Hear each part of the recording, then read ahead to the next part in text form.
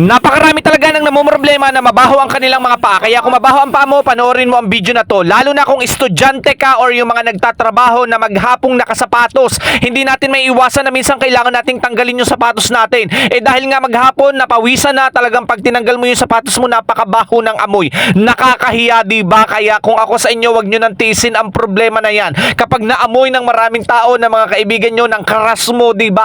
Ano pang mukhang maiharap mo, nakakahiya. Kaya naman guys, sobrang mura lang ng shoe deodorant spray na to. Nasa halagang 30 pesos. Wala nang problema sa mabahong amoy ng paa. Napakadali pang gamitin. I-spray mo lang siya ng ganyan at ang bango-bango pa ng amoy nito.